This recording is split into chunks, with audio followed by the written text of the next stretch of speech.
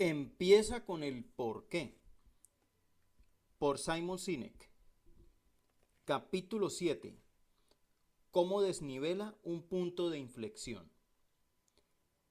Si te dijera que conozco una empresa que ha inventado una nueva y asombrosa tecnología que cambia la manera en que consumimos la televisión, ¿despertaría eso tu interés? Puede que estuvieras interesado en comprar su producto o en invertir en la empresa. Falta lo mejor. Tienen el mejor producto disponible. Su calidad está por las nubes, muy superior a cualquier otro del mercado. Y sus iniciativas publicitarias han sido tan extraordinarias que incluso se han convertido en una marca muy conocida. ¿Te interesa? Ese es el caso de TiVo, una empresa que parecía tenerlo todo a su favor, pero que resultó ser un fracaso comercial y financiero. Puesto que parecían tener la receta del éxito, el fiasco de TiVo desafió a la opinión establecida. Sin embargo, sus dificultades son fáciles de comprender si se considera que creyeron que lo que hacían era más importante que el porqué.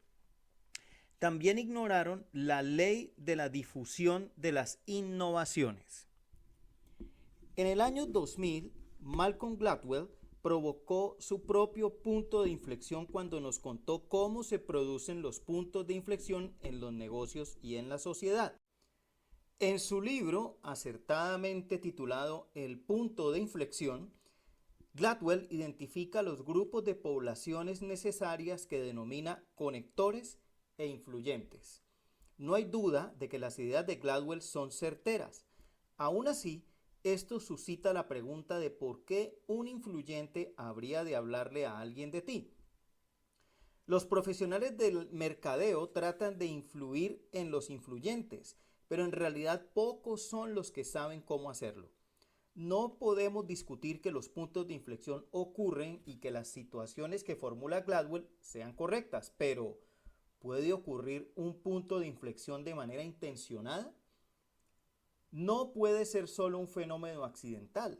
Si existen, entonces deberíamos poder diseñar uno. Y si podemos diseñar uno, deberíamos poder diseñar uno que se prolongase más allá de la primera pista.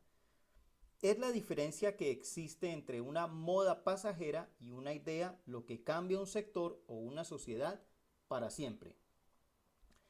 En su libro publicado en 1962, La difusión de las innovaciones, Everett Rogers fue el primero en describir formalmente de qué manera se difunden las innovaciones por la sociedad.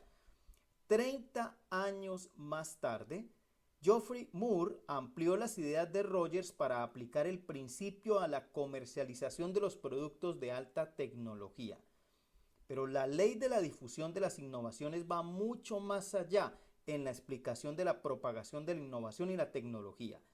Explica la difusión de las ideas. Aunque no conozcas esta ley, es probable que ya te resulte familiar parte de su terminología. Nuestra población se divide en 5 segmentos que se distribuyen a través de una curva de Gauss: innovadores, adoptantes iniciales, mayoría inicial, mayoría tardía y rezagados.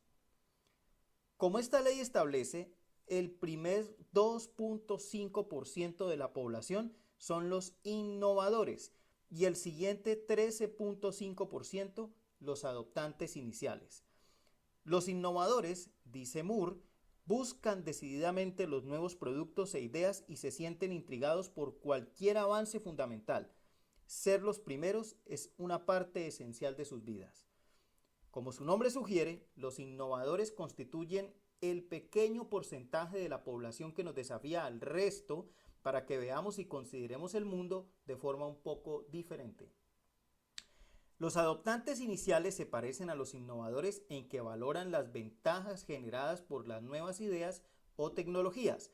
Estas personas reconocen precozmente el valor de las nuevas ideas y están bastante dispuestos a tolerar la imperfección gracias a que ven el potencial. Aunque rápidos en apreciar el potencial y dispuestos a asumir el riesgo de probar las nuevas tecnologías o ideas, los adoptantes iniciales no generan ideas como los innovadores. Pero ambos grupos se parecen, como dice Moore, en que confían considerablemente en su intuición, confían en sus tripas. Los adoptantes iniciales, al igual que los innovadores, pero en un grado menor, están dispuestos a pagar un recargo o a padecer cierto grado de inconvenientes para poseer un producto o abrazar una idea que les parezca adecuada. Los situados en la parte izquierda de la campana de la difusión son los que hicieron cola durante 6 horas para estar entre los primeros en comprar el iPhone, la entrada de Apple en el mercado de la telefonía móvil, aunque podrían haber ido a la tienda una semana más tarde y comprarlo sin tener que esperar. Su predisposición a padecer un inconveniente o pagar un precio mayor tenía menos que ver con lo fantástico que era el producto que con la idea que tenían de sí mismos. Querían ser los primeros. Esta es también la clase de personalidad que compró el televisor de pantalla plana cuando salió por primera vez, aunque su costo superaba los $40,000 y la tecnología seguía estando lejos de ser perfecta. Mi amigo Nathan encaja en este perfil. En una ocasión me pasé por su casa y conté no menos de 12 auriculares Bluetooth para su celular esparcidos por toda la casa. Le pregunté por qué tenía tantos. ¿Es que están todos estropeados?, pregunté. No, respondió. Es que vienen con cada uno nuevo. También había 5 computadores portátiles, varios modelos de teléfonos inteligentes BlackBerry y cajas de otros dispositivos que nunca habían funcionado muy bien, tiradas por todas partes. Nathan es un adoptante inicial. El siguiente 34% de la población es la mayoría inicial, seguida de la mayoría tardía, y en el extremo derecho del espectro se sitúan los rezagados.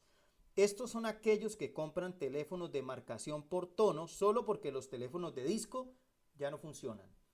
La mayoría inicial y la tardía son gente más pragmática, para quienes los factores racionales tienen más importancia. La mayoría inicial se siente ligeramente más cómoda con las nuevas ideas o tecnologías, mientras que la tardía no. Cuanto más a la derecha de la curva estés situado, más clientes encontrarás que tal vez necesiten lo que tienes, aunque no necesariamente crean en lo que tú crees. Como clientes, son aquellos para los que independientemente de lo mucho que te esfuerces, nunca será suficiente. Por lo general, para estas personas todo se reduce al precio y rara vez son fieles. Asimismo, pocas veces recomiendan algo y es posible que a veces te preguntes en voz alta por qué sigues haciendo negocios con ellos. Sencillamente no lo comprenden, nos dice nuestro instinto. La importancia de identificar a este grupo estriba en que así puedes evitar hacer negocios con ellos. ¿Para qué invertir un buen dinero y energía para perseguir a una gente que, en resumidas cuentas, hará negocios contigo igualmente siempre que satisfagas sus exigencias prácticas, aunque jamás te serán fieles si no lo haces? ¿No resulta demasiado difícil darse cuenta de dónde está situada la gente en el espectro una vez que entabla relaciones con ellas? La oportunidad está en averiguar quién es quién antes de decidir con quién trabajas.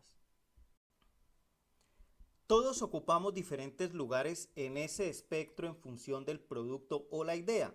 La mayoría somos encarnizadamente leales a ciertos productos e ideas en distintas épocas y evidenciamos una conducta del lado izquierdo de la curva. Y en cuanto a otros productos o ideas mostramos un comportamiento que cae en el lado derecho de la curva. Cuando ocupamos un lado del espectro, a menudo tenemos problemas para comprender a los que ocupan el otro lado, dado que su conducta carece de lógica para nosotros. Mi hermana es una adoptante inicial en lo tocante a las tendencias de la moda, mientras que yo me sitúo decididamente en la mayoría tardía. Solo recientemente me dejé llevar y me compré unos carísimos jeans de marca. Admito que sientan muy bien, aunque sigo pensando que no valen el dinero que pagué por ellos, y me resulta incomprensible que mi hermana crea que sí. Por el contrario, soy una adoptante inicial de algunas tecnologías. Me compré un reproductor de Blu-ray antes de que se hubiera perfeccionado la tecnología, pagué unas 4 o 5 veces más en comparación con un reproductor normal. Mi hermana no entiende por qué malgasto mi dinero en todas esas cosas inútiles, comillas, como las llama. Jamás nos pondremos de acuerdo en esa situación. Cada uno de nosotros asigna valores distintos a cosas distintas y nuestras conductas están en consonancia. Esta es una de las principales razones de que sea casi imposible convencer, comillas, a alguien del valor de tus productos o ideas basándose en argumentos racionales y ventajas tangibles. De nuevo, el viejo debate entre el Ferrari y el Honda Odyssey. Las empresas de jeans de marca, o mi hermana, ya pueden hacerse lenguas hasta quedarse sin aire de la importancia de la calidad de la tela, el diseño y la confección, que me entra por un oído y me sale por el otro. De igual manera, se pueden demostrar sin el menor asomo de duda las ventajas racionales de escoger un reproductor de DVD de $500 en lugar de uno de $100. Mi hermana no oirá ni una palabra. Y así surge el juego de la manipulación. Pero repito, aunque siempre eficaces, las manipulaciones no engendran fidelidad y aumentan los costos y el estrés para todas las partes involucradas. La mayoría de las personas y de las organizaciones que tienen algo que vender, sea un producto, servicio o idea, esperan lograr cierto grado de éxito o de aceptación en el mercado de consumo masivo. La mayoría confían en atravesar la campana de Gauss. Pero conseguir eso es más fácil de decir que de hacer. Cuando preguntas a las pequeñas empresas sobre sus objetivos, muchas te dirán que quieren ser una empresa que consiga ingresar miles de millones de dólares al cabo de X años. Por desgracia, las probabilidades de que eso suceda no parecen muchas. De los 27 millones de empresas registradas en los Estados Unidos, poco menos de 2.000 llegan alguna vez a los $1.000 millones de ingresos anuales. Y el 99.9% de todas las empresas del país no llegan a los 500 empleados. En otras palabras, el éxito en el mercado de consumo masivo es realmente difícil de alcanzar. Las grandes empresas pasan por parecidas dificultades para repetir su éxito entre el público general. Que lo hayan conseguido una o dos veces no significa que conozcan la manera de lograrlo siempre. El Zune, que marcó la entrada de Microsoft en el mercado del reproductor MP3 multigigabyte, por ejemplo, fue pensado para acabar con el iPod, comillas, cosa que no sucedió. Aunque la calidad era superior, aparte del producto y la publicidad, no había nada más para alcanzar el éxito. No lo olvidemos, la superior tecnología Betamax no fue capaz de derrotar a la deficiente tecnología VHS como el formato tipo para las cintas de video en la década de los 80. Los mejores no siempre ganan. Al igual que cualquier ley natural, tienes que tener en cuenta la ley de la difusión si para ti tiene importancia la aceptación del público general. Negarse a hacerlo costará mucho dinero y puede acabar en un éxito mediocre, cuando no, en un completo fracaso. Pero resulta que el éxito entre el público general tiene algo de irónico. Es casi imposible lograrlo si orientas tu publicidad y tus recursos al centro de la campana. Si intentas atraer a aquellos que representan el centro de la curva sin primero atraer a los adoptantes iniciales. Es algo que se puede conseguir, pero a un precio descomunal. Y esto se debe a que la mayoría inicial, según Rogers, no probará nada hasta que otros lo hayan probado antes. La mayoría inicial, de hecho, toda la mayoría, necesita la recomendación de algún otro que ya haya probado el producto o servicio. Necesita saber que otros lo han probado. Necesita esa recomendación personal y confiable. Según la ley de la difusión, el éxito en el mercado de consumo masivo solo se puede lograr después de que te introduzcas entre el 15% y el 18% del mercado. La razón de esto hay que buscarla en que la mayoría inicial no probará nada nuevo hasta que alguien más lo haya probado primero. Y por esto tenemos que bajar nuestro precio u ofrecer servicios de valor añadido. Lo que intentamos es reducir la tolerancia al riesgo de estas personas prácticas hasta que se sientan lo bastante tranquilas para comprar. En esto consiste la manipulación. Tal vez compren, pero no serán fieles. No olvidemos que fidelidad es que las personas estén dispuestas a padecer algún inconveniente o a pagar un recargo para hacer negocios contigo. Puede incluso que rechacen una oferta mejor de otro, algo que la mayoría tardía rara vez hace. La capacidad para conseguir que el sistema se desnivele marca el momento en el que el crecimiento de una empresa o la difusión de una idea empieza a moverse a un ritmo extraordinario. Es también el momento en que un producto consigue la aceptación del público general, el punto en el que una idea se convierte en un movimiento. Cuando esto sucede, el crecimiento no solo es geométrico, sino automático. Simplemente continúa. El objetivo de la empresa entonces no debería ser simplemente vender a cualquiera que desee lo que tienes, la mayoría, sino más bien encontrar a las personas que crean en lo que tú crees, esto es, las situadas en el lado izquierdo de la campana de Gauss. Estas personas perciben más valor en lo que haces y pagarán gustosamente un recargo o sufrirán alguna clase de inconveniente para formar parte de tu causa. Ellas son las que por propia voluntad les hablarán de ti a los demás. Ese entre el 15% y el 18% no está compuesto de personas que simplemente estén dispuestas a comprar el producto. Es el porcentaje de personas que comparten tus creencias y desean incorporar tus ideas, productos y servicios a sus vidas como los qué de sus por qué. Esas personas contemplan lo que haces como un elemento tangible que demuestra al mundo exterior su propia finalidad, causa o creencia. Su predisposición a pagar un recargo o a sufrir inconvenientes por utilizar tu producto o servicio dice más sobre ellas que sobre ti y tus productos. Su capacidad para ver con facilidad por qué necesitan incorporar tu producto a sus vidas convierte a este grupo en los clientes más fieles. Asimismo, son los accionistas más fieles y los empleados más leales. Independientemente de dónde estén situados en el espectro, estas son las personas que no solo te quieren, sino que hablan de ti. Pon de tu lado al número suficiente de personas situadas en la parte izquierda de la curva y ellas animarán al resto a seguirte. Me gusta preguntar a las empresas cuál es su adaptación a las nuevas actividades empresariales. Muchas responden orgullosas, el 10%. Aunque ignores los principios del círculo dorado, la ley de los promedios dice que puedes ganar alrededor de un 10% del negocio. Lanza los suficientes espaguetis contra la pared y alguno se quedará pegado. Para hacer crecer a la empresa, lo único que tienes que hacer son más prospecciones, razón por la cual es tan caro hacer crecer tu empresa teniendo como objetivo el centro de la curva. Aunque la empresa pueda crecer, el promedio seguirá siendo más o menos el mismo y el 10% no es suficiente para desnivelar el sistema. Del mismo modo, el 10% de tus actuales consumidores o clientes te mostrarán fidelidad de forma natural. Pero, ¿por qué son tan leales? Al igual que somos incapaces de explicar por qué amamos a nuestros cónyuges, lo mejor que se nos ocurre para explicar lo que los convierte en unos clientes tan fantásticos es, lo entienden.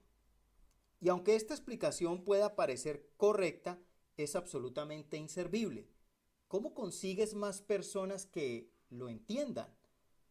Es a esto a lo que Moore se refiere con lo del abismo.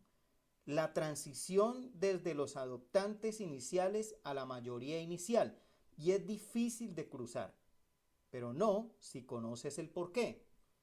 Si tienes la suficiente disciplina para centrarte en los adoptantes iniciales, al final la mayoría aparecerá, pero esto tiene que empezar con el porqué.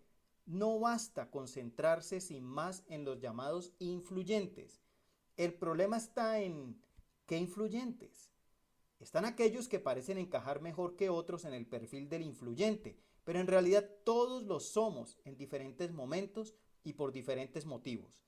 Tú no quieres solo a un influyente cualquiera, sino que quieres a alguien que crea en lo que crees tú.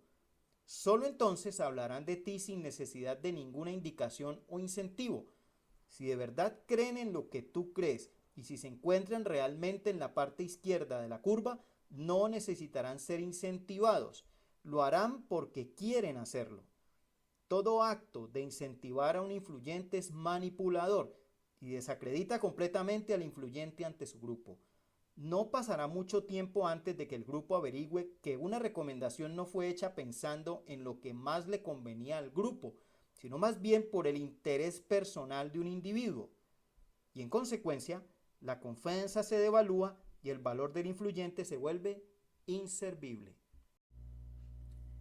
Negarse a tener en cuenta la ley de la difusión te saldrá caro. En 1977, TiVo se apresuró a entrar en el mercado con un nuevo y excepcional producto. Pocos serían los que discutirían que, desde que se lanzó el producto hasta el momento actual, TiVo ha tenido el producto de mejor calidad de su categoría. La publicidad de la empresa ha sido extraordinaria. Ha conseguido una identificación espontánea del producto con la que la mayoría de las marcas solo pueden soñar. Se ha convertido en algo superior a un término genérico como Kleenex, tiritas y Q-tips. De hecho, ha sido capaz de alcanzar una condición superior a lo genérico. En inglés ya es un verbo, to TiVo. La empresa estaba bien financiada con capital riesgo y tenía una tecnología que podía reinventar realmente el consumo de la televisión. El problema es que los responsables comercializaron su tecnología directamente al centro de la curva de Gauss. Viendo el atractivo del producto para el público general, ignoraron los principios de la ley de la difusión y se dirigieron a las masas. Para agravar aún más esa mala elección de objetivo, intentaron atraer a la mayoría escéptica, explicando qué era lo que hacía el producto, en lugar de empezar declarando por qué existía la empresa o el producto. Intentaron convencer con funcionalidades y ventajas. Básicamente, esto es lo que le dijeron al público general. Tenemos un nuevo producto, pone pausa a la televisión en directo, omite los anuncios, retrocede la televisión en directo, memoriza tus hábitos de audiencia y graba los programas por ti sin necesidad de que lo programes. Los analistas estaban intrigados por las perspectivas de TiVo, además de su competidora, Ripley, una empresa emergente bien financiada por inversores de capital riesgo. Un investigador de mercados calculó que los destinatarios de la llamada televisión personal llegarían a las 760,000 suscripciones al terminar el primer año. Al final, TiVo empezó a expandirse en 1999. Mike Ramsey y Jim Barton, dos antiguos compañeros que habían fundado TiVo, estaban seguros de que la audiencia televisiva ya estaba preparada. Y puede que lo hubiera estado si tan siquiera TiVo hubiera sabido cómo dirigirse a ella. Pero a pesar del entusiasmo de los analistas y los tecnófilos, las ventas constituyeron una tremenda decepción. TiVo vendió alrededor de 48,000 unidades de su reproductor durante el primer año. En el interín, Ripley, entre cuyos inversores se encontraban los fundadores de Netscape, no consiguió ganar seguidores y en su lugar se enzarzó en una controversia con las cadenas de televisión sobre la manera en que permitía a la audiencia omitir los anuncios. En 2000, la empresa adoptó una nueva estrategia y a los pocos meses fue vendida a Sonic Blue, que andando el tiempo se declararía en quiebra. Los analistas estaban desconcertados sobre los motivos por los que los aparatos de TiVo no se vendieran mejor. La empresa parecía tenerlo todo a su favor para conseguirlo. Después de todo, tenía la receta del éxito: un producto de una gran calidad, dinero y unas condiciones de mercado ideales. En 2002, después de que TiVo llevara en el mercado casi 3 años, un titular en Advertising Age resumió el problema muy bien. Las casas de los Estados Unidos tienen más cobertizos que reproductores de TiVo. A la sazón, había 671,000 hogares estadounidenses con cobertizos, frente a los 504.000 y 514.000 con Tivo. No solo las ventas eran malas, sino que la empresa tampoco se había comportado bien con sus accionistas. En el momento de su primera oferta pública, en otoño de 1999, las acciones de Tivo cotizaron ligeramente por encima de los $40 por acción.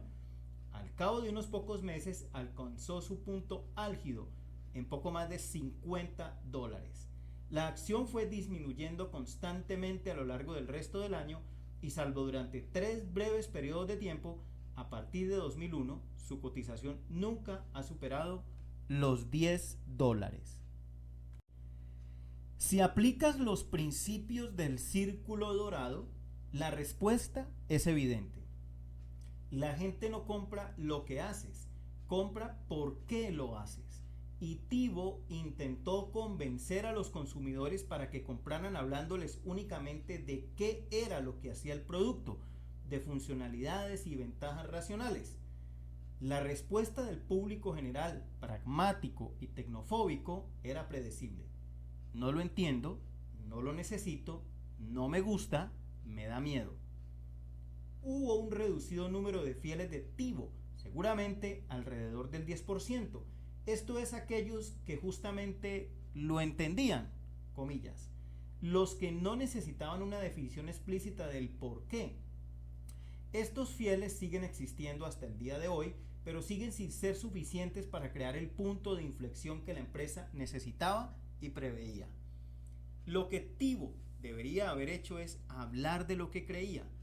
Para empezar, debería haber hablado de por qué se había inventado el producto y luego haberse aventurado a compartir su invento con los innovadores y los adoptantes iniciales que creyeran en lo que la empresa creía.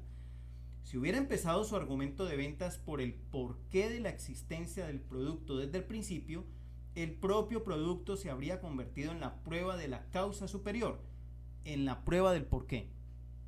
Si la empresa hubiera tenido su círculo dorado equilibrado, el resultado podría haber sido harto distinto.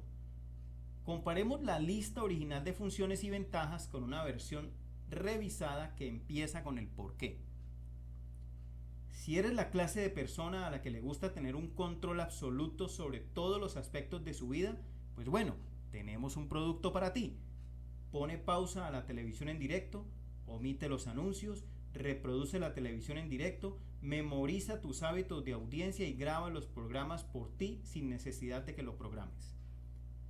En esta versión, todas las funciones y ventajas racionales sirven desde el principio como pruebas tangibles del porqué de que existe el producto, no propiamente como razones para comprar. El porqué es la creencia que motiva la decisión y lo que hace nos proporciona una manera de racionalizar el atractivo del producto. Al confirmar su fracaso en la explotación del segmento adecuado del mercado, Tivo brindó una explicación muy racional de lo que estaba sucediendo. Hasta que la gente le ponga las manos encima, no comprenderá por qué necesita esto, dijo la portavoz de Tivo, Rebecca Baer, al New York Times en 2000. Si este argumento lógico fuera cierto, entonces jamás se hubiera afianzado ninguna nueva tecnología, un hecho que es manifestantemente falso. Aunque la señora Baer tenía razón en cuanto a la imposibilidad del mercado del público general en comprender el valor, fue la incapacidad de Tivo para expresarse adecuadamente y para concentrarse en el lado izquierdo de la campana de Gauss, a fin de educar y animar a la adopción, las verdaderas razones de que tan pocas personas le pusieran las manos encima. Tivo no empezó con el porqué. La empresa ignoró el lado izquierdo de la curva y fracasó estrepitosamente en encontrar el punto de inflexión. Y estas fueron las razones de que la gente no le pusiera las manos encima y el mercado de consumo masivo no lo comprara. Avancemos rápidamente casi una década. Tivo sigue teniendo el mejor producto de grabación en video del mercado y la identificación espontánea del producto sigue estando por las nubes. Casi todo el mundo sabe ya en qué consiste el producto y lo que hace. Y sin embargo, el futuro de la empresa no está en ningún caso garantizado. Aunque puede que millones de telespectadores digan que no paran de tivar cosas, por desgracia para Tivo no están utilizando su sistema. En su lugar, tivan los productos utilizando una videograbadora digital proporcionada por la compañía de televisión por cable o por satélite. Muchos tratan de argumentar que el fracaso de Tivo se debe a la superior distribución de las empresas de televisión por cable. Pero sabemos que las personas suelen tomarse sus molestias, pagar un recargo o sufrir inconvenientes por comprar un producto que se identifica con ellos en un plano visceral. Hasta hace poco, las personas que querían una moto Harley Davidson personalizada esperaban entre 6 meses y un año para recibir su producto. Se mire como se mire, ese es un mal servicio. Los consumidores podrían haber ido sencillamente a un concesionario de Kawasaki y salir de inmediato con una moto flamante. Podrían haber encontrado un modelo parecido, con una potencia similar y puede que hasta más barato. Pero sufrieron el inconveniente gustosamente, porque no estaban interesados en buscar una moto, sino porque querían una Harley. Tivo no es la primera en ignorar estos principios racionales y no será la última. El escaso éxito de la tecnología de radio por satélite como Sirius o XM Radio han seguido una senda parecida. Estos servicios de radio ofrecieron, con una buena publicidad y bien financiados, una nueva tecnología con la que intentaron convencer a los usuarios prometiéndoles unas funcionalidades y unas ventajas racionales. Nada de anuncios y más canales que la competencia. Lanzada con una impresionante serie de patrocinios de famosos, entre ellos la estrella del rap Snoop Dogg y el ícono del rock de la década de los 70, David Bowie, siguió sin cuajar. Cuando empiezas con el por qué, los que creen en lo que crees se sienten atraídos hacia ti por razones muy personales. Son estas personas que comparten tus valores y creencias y no la calidad de tus productos las que provocarán que el sistema se desnivele. Tu función en este proceso es la de ser meridianamente claro acerca de cuál es la finalidad, causa o creencia cuya defensa justifica tu existencia y la de demostrar de qué manera tus productos y servicios contribuyen a promover esa causa. Ausente el porqué, las nuevas ideas y tecnologías no tardan en encontrarse jugando al juego del precio y las funcionalidades. Un claro indicio de la audiencia del porqué y de la caída en la condición de bien indiferenciado. No fue la tecnología la que fracasó, sino la manera en que las empresas intentaron venderla. La radio por satélite no ha desplazado a la radio comercial en ningún aspecto significativo. Incluso cuando Sirius y XM se fusionaron, confiando en que la unión de sus fuerzas ayudaría a cambiar la suerte de ambas, las acciones de la empresa resultante se vendieron a menos de 50 centavos cada una. Y la última vez que lo consulté, para promover su producto, XM ofrecía descuentos, promociones y envío gratuito, todo con la afirmación de ser el primer servicio de radio por satélite de los Estados Unidos con más de 170 canales. Dale a la gente algo en qué creer. El 28 de agosto de 1963, 250,000 personas de todos los rincones del país llegaron a la Explanada Nacional en Washington, D.C., para escuchar al Dr. Martin Luther King Jr. pronunciar su famoso discurso "Tengo un sueño". Los organizadores no enviaron 250,000 invitaciones y no existía ninguna página web en la que consultar la fecha. ¿Cómo consiguieron que apareciera 250,000 de personas el día indicado y a la hora prevista? A principios de la década de 1960, Estados Unidos estaba desgarrado por las tensiones raciales. Solo en 1963 los disturbios se sucedieron en docenas de ciudades. Estados Unidos era un país marcado por la desigualdad y la segregación racial. La manera en que el movimiento de los derechos civiles recogió la idea de que todos los hombres nacen iguales y lo convirtieron en un movimiento con la fuerza para cambiar un país, se basa en los principios del círculo dorado y de la ley de la difusión.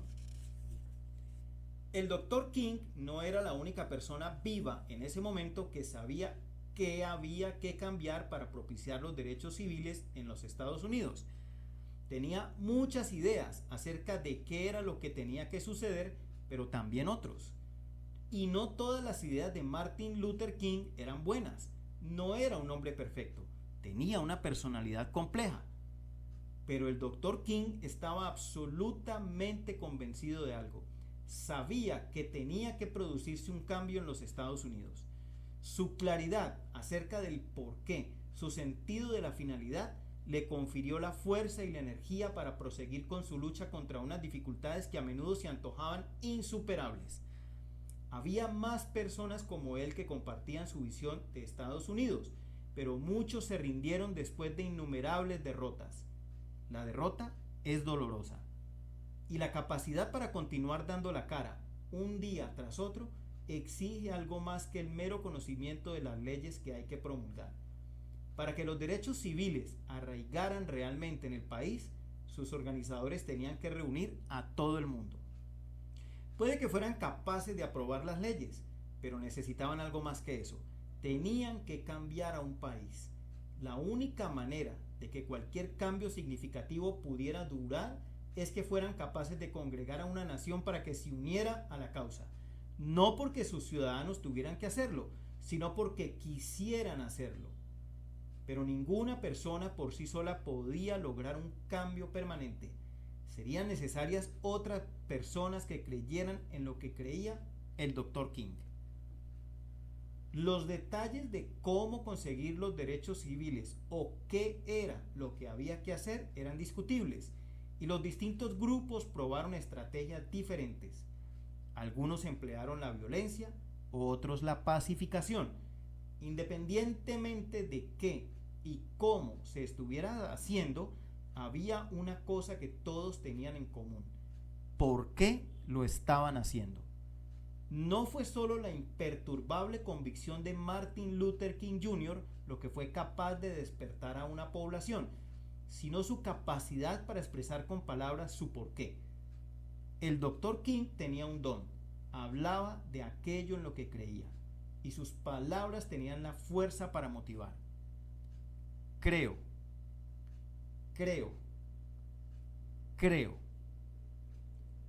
Hay dos clases de leyes, explicaba: las que son justas y las que son injustas. Una ley justa, aclaraba el Dr. King, es un código hecho por el hombre que concuerda con la ley moral. Cualquier ley que enaltezca la personalidad humana es justa. Cualquier ley que degrade la personalidad humana es injusta. Todas las disposiciones sobre la segregación son injustas porque la segregación desnaturaliza el alma y lesiona la personalidad.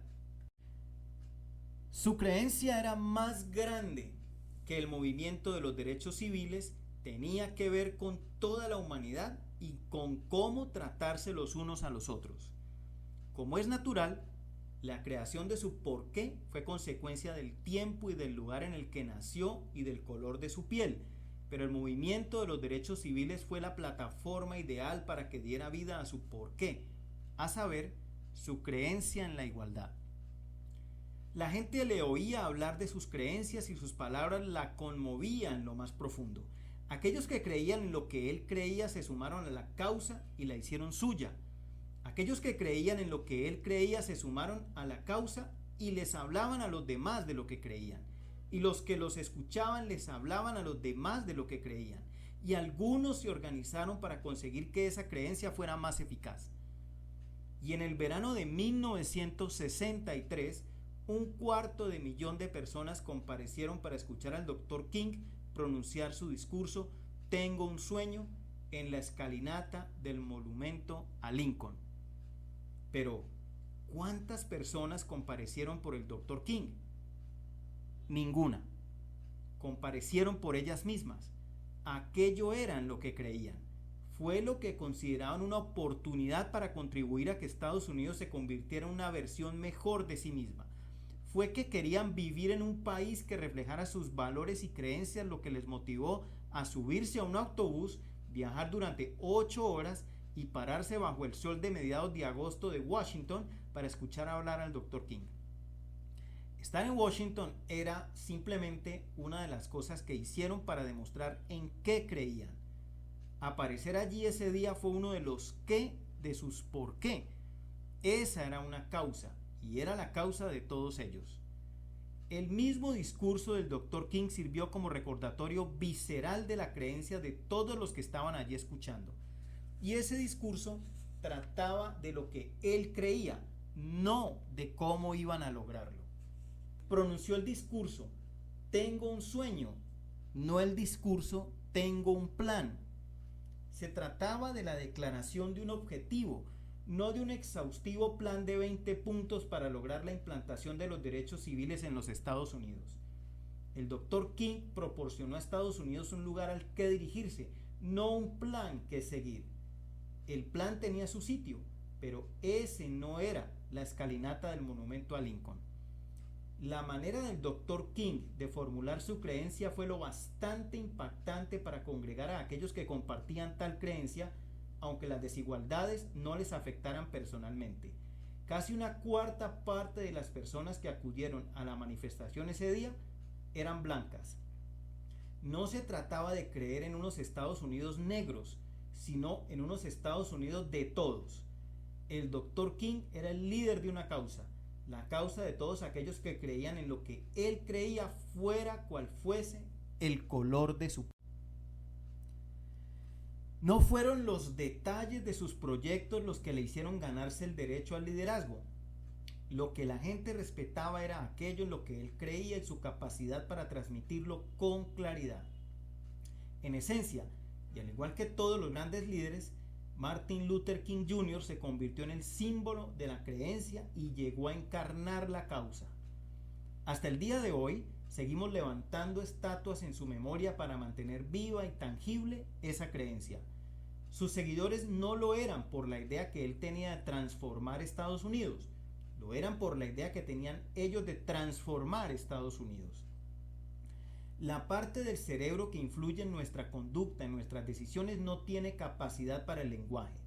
Desde un punto de vista emocional, tenemos problemas para expresar con claridad la razón de que hagamos lo que hacemos y damos argumentos racionales que, aunque válidos y sinceros, no son lo bastante convincentes para motivar a los demás.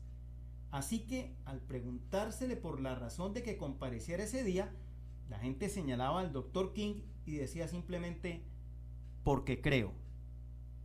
Por encima de todo, lo que Martin Luther King Jr. nos aportó fue claridad, una manera de poder explicar lo que sentimos. Nos proporcionó las palabras que nos motivaron, nos dio algo en lo que creer, algo que podíamos comunicar fácilmente a nuestros amigos. Todos los presentes en la explanada nacional ese día compartían una serie de valores y creencias, y todos los que estuvieron allí ese día, fuera cual fuera el color de su piel, su raza o su sexo, confiaban unos en otros. Y fue esa confianza, ese vínculo común, esa creencia compartida, lo que alimentó un movimiento que cambiaría un país. Creemos, creemos, creemos.